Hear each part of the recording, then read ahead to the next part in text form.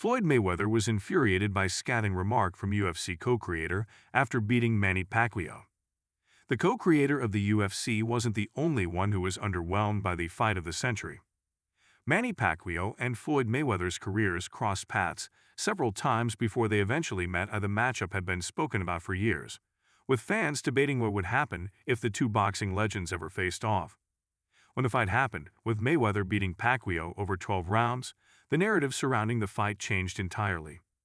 Inside the ring, it may have captured attention like no other bout, but that also came with a lot of criticism when it didn't live up to the hype, which was made very clear to the victor.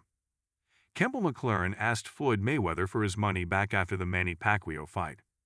There's recently been talk of Floyd Mayweather returning to face Manny Pacquiao in what would be his first pro fight since he beat Conor McGregor in 2017. However, after the way that their first encounter played out, many have questioned whether there's any desire to see them run it back over 10 years later. The fight of the century became well known for the long periods of little action and the narrative that it happened years too late. In a recent interview with Bloody Elbow, Combat Global CEO Campbell McLaren revealed that he told Mayweather how disappointed he was to his face shortly after the bout. The UFC co-creator, when responding to criticism about boring fights, referenced Money as a fighter who didn't always put on a show for the fans despite being a huge draw. Floyd Mayweather was a great boxer, but I'm not sure if he was the most entertaining boxer, McLaren reflected.